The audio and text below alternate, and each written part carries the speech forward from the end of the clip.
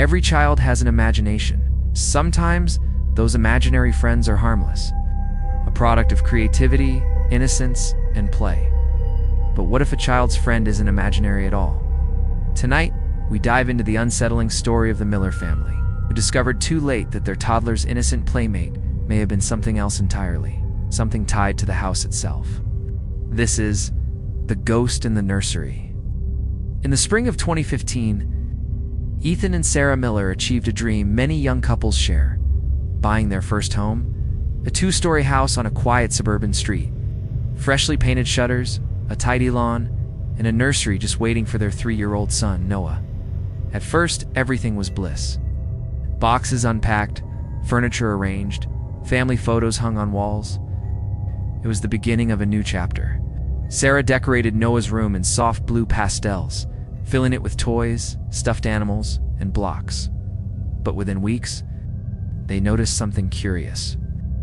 Noah began spending long stretches of time in his room, talking animatedly to someone unseen. At first, they assumed it was an imaginary friend. After all, most toddlers invent playmates. "Do you want to play blocks with me?"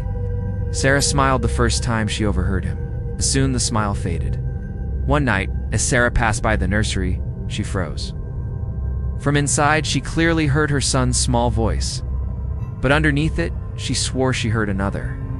A low whisper, replying, "Noah, who are you talking to, my friend?" "His name is Ben." Ben, a simple enough name, but the way Noah said it, it unsettled her. When she pressed further, Noah described him as a little boy about his age, with brown hair and funny old clothes. Ethan brushed it off. Kids were imaginative. But Sarah couldn't shake the feeling that Noah's conversations weren't one-sided. He wasn't just pretending, he was listening. To put her mind at ease, Sarah decided to set up a baby monitor in the nursery. That night, she and Ethan sat in their bedroom as Noah went to sleep, the faint static of the monitor filling the silence. "Noah, good night, Ben." Sarah's blood ran cold. She wasn't imagining it. Ethan heard it too. A second voice, captured in real time, inside their child's room. From that night on, bedtime was filled with dread. Noah giggling, pausing, whispering back. To someone his parents could not see, things only grew stranger. One morning, Noah came to the kitchen carrying 3 marbles in his tiny hand. "Where did you get those?" "Ben gave them to me." "He always has them in his pocket." Sarah was speechless. He didn't own any marbles. And how would Noah know about the detail of pockets filled with them? He was only 3 years old. That night, Sarah gently asked him more about Ben. Noah answered without hesitation.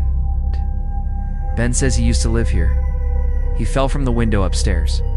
The words hit her like ice water. How could he possibly know such a thing?